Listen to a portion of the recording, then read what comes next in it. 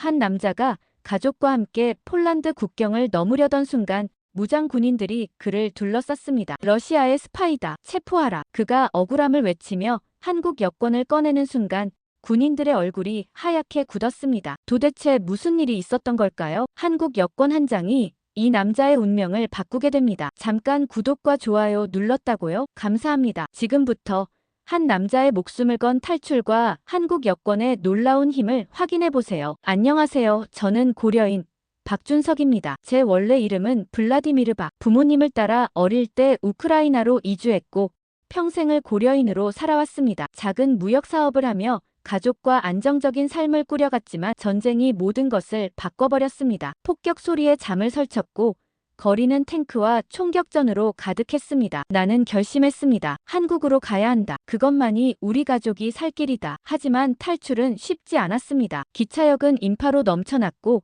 돈이 있어도 탈출할 방법이 없었습니다. 전기가 끊기고 식량이 바닥나며 아이가 배고프다고 칭얼거릴 때마다 가슴이 찢어졌습니다. 우리는 마지막 희망을 걸고 폴란드 국경으로 향했습니다. 그곳이 우리 가족이 살아남을 수 있는 유일한 기회라고 믿었기 때문입니다. 하지만 국경에 도착했을 때 우리는 예상치 못한 상황을 마주했습니다. 긴 줄을 따라 천천히 이동하던 중 갑자기 군인들이 저를 바라보며 수군대기 시작했습니다. 그리고 다음 순간 그들은 제게 총구를 겨누었습니다. 이 사람 체포해. 안에 안나가 당황하며 소리쳤습니다. 무슨 일이에요? 우리는 단순한 피난민이에요. 하지만 군인들은 단호했습니다. 러시아 측과 연결된 이중 스파이 혐의로 체포한다. 그 순간 저는 숨이 멎는 것 같았습니다. 이건 분명 오해였습니다. 저는 한국인입니다.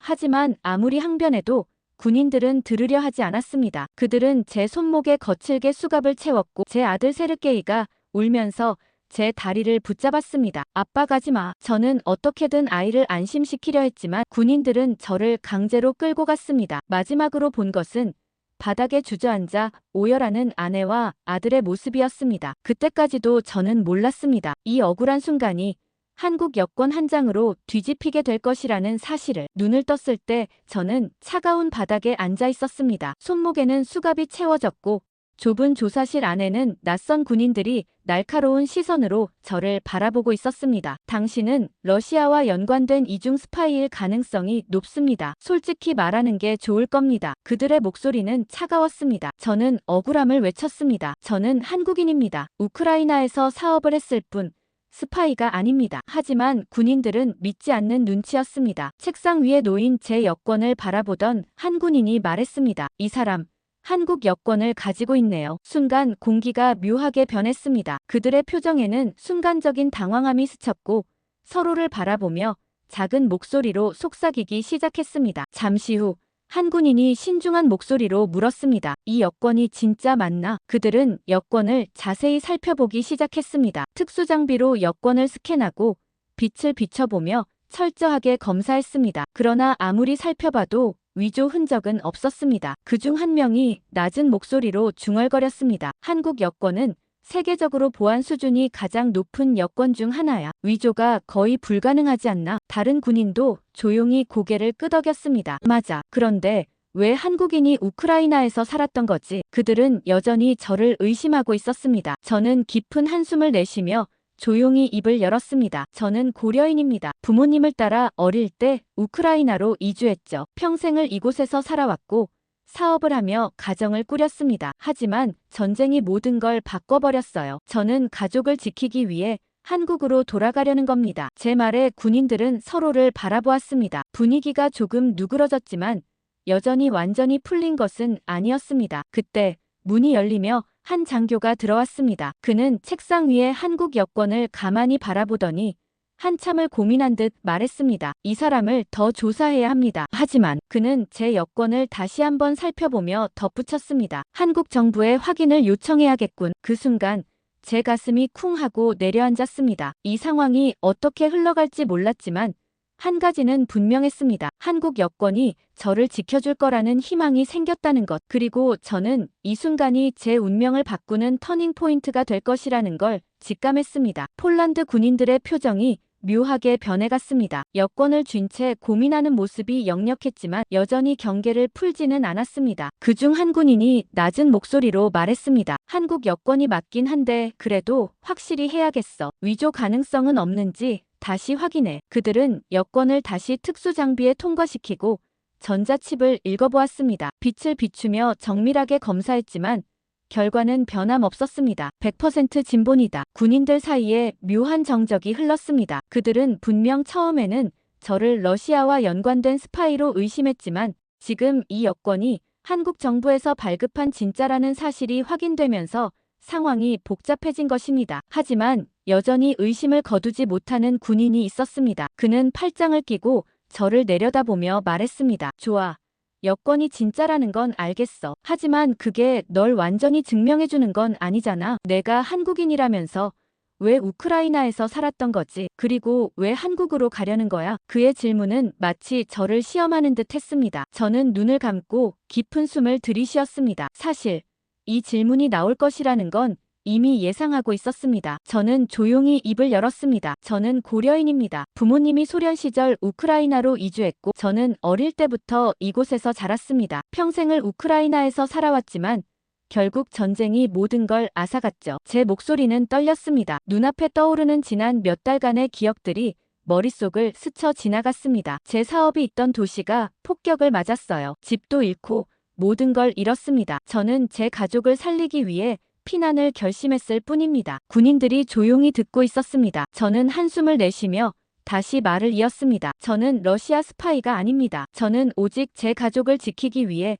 한국으로 가려는 겁니다. 제 말이 끝나자 한동안 침묵이 흘렀습니다. 그들은 서로를 바라보며 짧게 속삭였습니다. 그리고 마침내 한 장교가 입을 열었습니다. 한국 정부에 직접 확인을 요청하겠다. 그 말을 듣는 순간 제 가슴이 두근거리기 시작했습니다. 이제 모든 것은 한국 정부가 어떻게 대응하느냐에 달려 있었습니다. 하지만 한 가지 확신할 수 있었습니다. 대한민국은 결코 자국민을 버리지 않을 것이라는 것. 조사실의 공기가 묘하게 바뀌었습니다. 폴란드 군인들은 여전히 저를 경계했지만 이제 그들의 시선에는 망설임이 엿보였습니다. 한국 여권이 진짜라는 것은 확인되었지만 여전히 제 정체와 목적에 대한 의심을 거두지 못하고 있었습니다. 그때였습니다. 조사실 문이 벌컥 열리며 한 장교가 다급한 표정으로 들어왔습니다. 한국 대사관에서 연락이 왔다. 그 순간 제 심장이 쿵 하고 뛰었습니다. 대한민국이 움직이기 시작한 것이었습니다. 장교는 군인들에게 짧고 굵게 명령을 내렸습니다. 이 사람을 당장 서울의 한국 대사관과 연결해. 직접 신원 확인이 필요하다. 군인들은 곧장 무전을 치고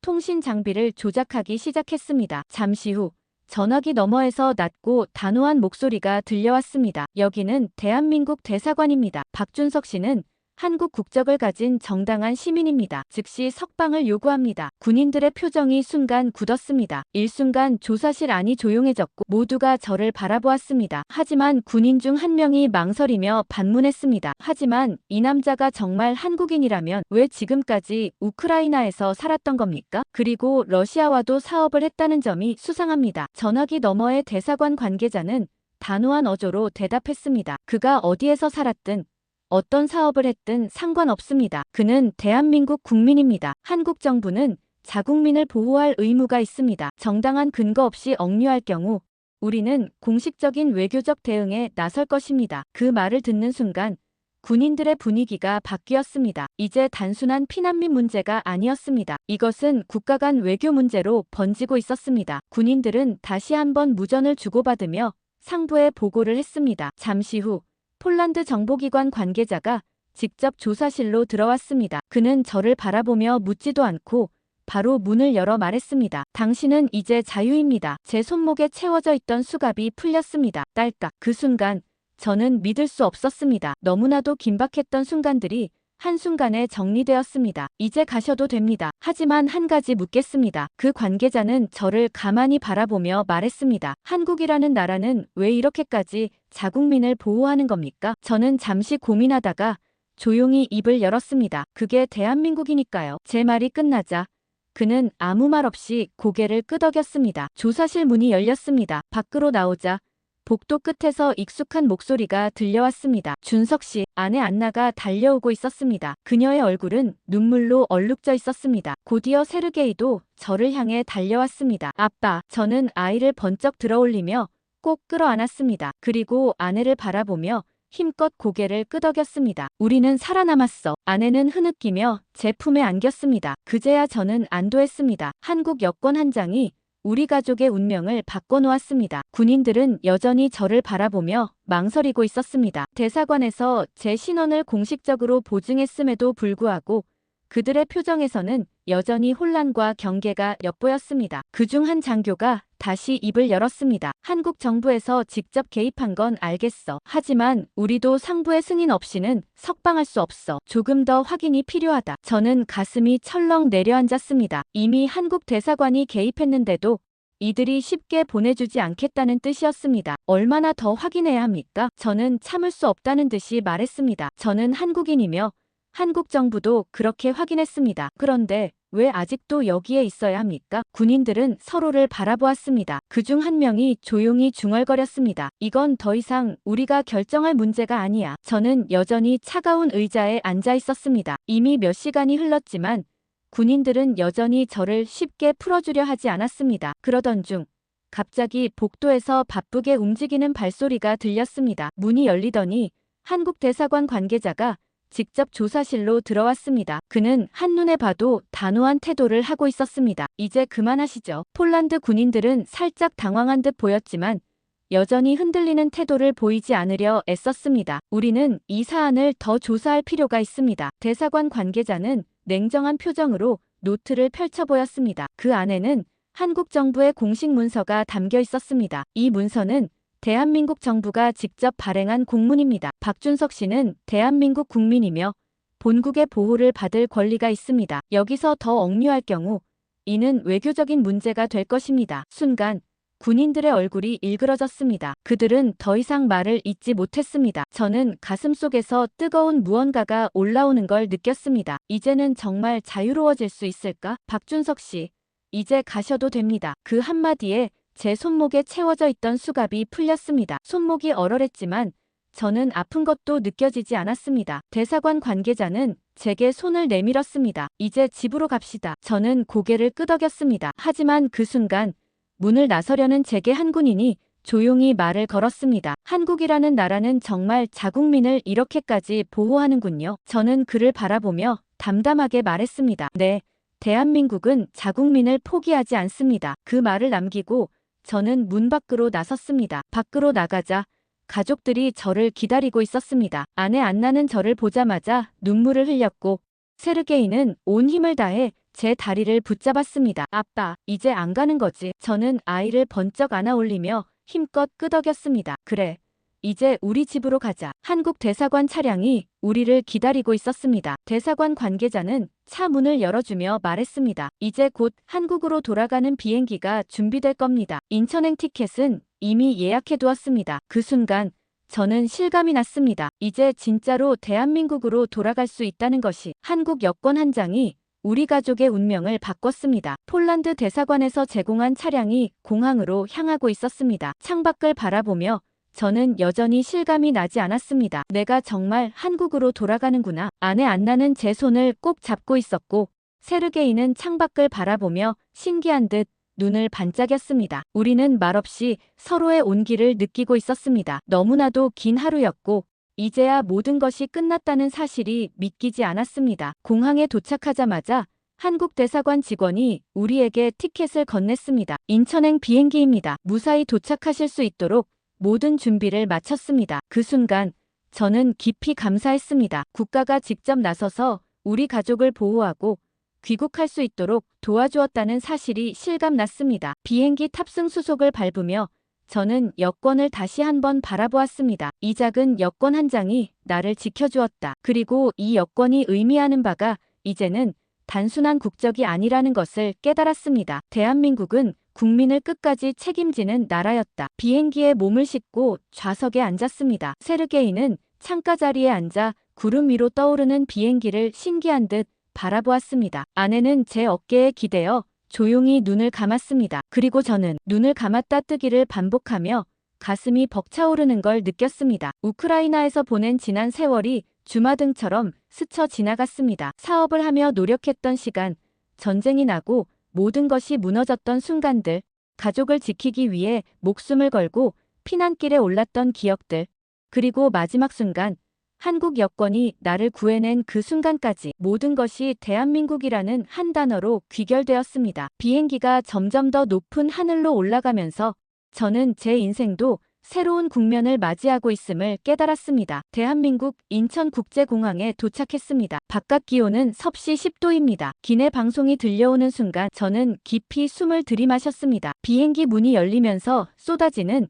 한국의 공기 그리운 냄새가 났습니다. 입국 심사대에 서서 제 차례를 기다리는데 심장이 터질 것처럼 뛰었습니다. 드디어 한국 땅을 밟는 순간이 가까워지고 있었습니다. 여권을 보여주세요. 심사대 직원에게 여권을 건넸습니다. 직원은 여권을 확인하고 제 얼굴을 한번 보더니 밝은 미소를 지으며 말했습니다. 고생 많으셨습니다. 한국에 오신 걸 환영합니다. 그 순간 저는 말없이 고개를 숙였습니다. 아무 말도 할 수 없었습니다. 그저 모든 것이 벅차올라서 드디어 나는 집으로 돌아왔다. 새로운 삶, 그리고 적응. 공항 밖으로 나오는 순간 한국의 따뜻한 햇살이 저희 가족을 감쌌습니다. 우리는 말없이 서로를 바라보았습니다. 너무 많은 감정이 한꺼번에 밀려왔지만 한 가지는 분명했습니다. 이제 우리는 다시 시작할 수 있다. 새로운 나라가 아니었습니다. 우리는 원래부터 이곳에서 살아야 했던 대한민국 국민이었습니다. 그리고 이제 이 나라에서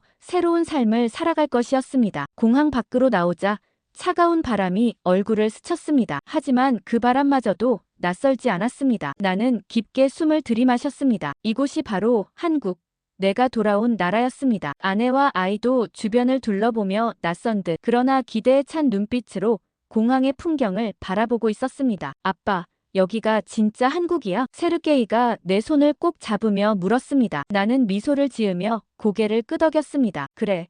이제 우리가 살 곳이야. 한국 대사관에서 마련해준 임시 숙소로 이동하는 차 안에서 우리는 창밖을 바라보았습니다. 깔끔한 도로, 분주하게 움직이는 사람들, 그리고 밤에도 환하게 빛나는 도시의 풍경이 낯설면서도 익숙했습니다. 이제 어떻게 해야 할까요? 아내가 조용히 물었습니다. 그녀의 눈에는 약간의 불안과 기대가 섞여 있었습니다. 나는 잠시 생각하다가 대답했습니다. 천천히 하나씩 해나가면 돼. 우선 정착할 곳을 찾고 생활을 안정시키는 게 먼저야. 나는 다시 한번 다짐했습니다. 이곳에서 반드시 우리 가족이 자리 잡고 살아갈 수 있도록 하겠다고. 임시 숙소에 도착한 우리는 잠시 짐을 정리한 뒤 본격적으로 한국에서의 생활을 준비하기 시작했습니다. 가장 먼저 해야 할 일은 주민등록과 각종 행정 절차를 처리하는 것이었습니다. 다음 날 아침, 나는 대사관에서 받은 안내서를 들고 아내와 함께 동사무소를 방문했습니다. 직원은 친절하게 설명해 주었지만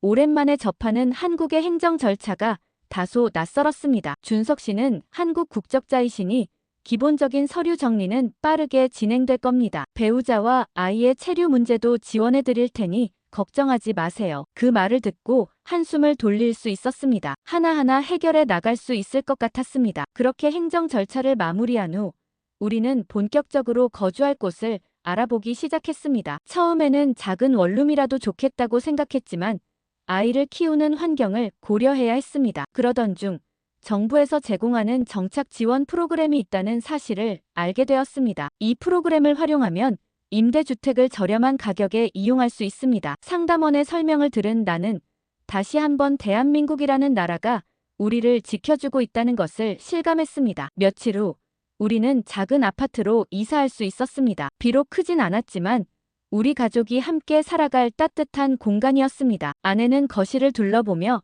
작은 미소를 지었습니다. 이제야 조금 실감이 나요. 나는 그녀의 손을 잡으며 말했습니다. 이제 진짜 우리 집이야. 한국은 위기의 순간 나를 외면하지 않았습니다. 단 한 명의 국민이라도 포기하지 않는 나라. 그것이 바로 대한민국이었습니다. 그리고 이제는 내가 대한민국을 위해 할 수 있는 일을 찾았습니다. 나처럼 힘든 시간을 겪고 있는 고려인들에게 길을 안내하는 것. 그리고 한국에서 받은 도움을 다시 돌려주는 것. 나는 이제 대한민국의 국민으로서 이 나라를 위해 내 몫을 다하며 살아갈 것입니다. 대한민국이 한 명의 국민도 포기하지 않는 나라라는 사실. 느껴지셨나요? 이 이야기가 감동을 주었다면 구독과 좋아요로 함께 해주세요. 그럼 다음 영상에서 또 만나요. 감사합니다.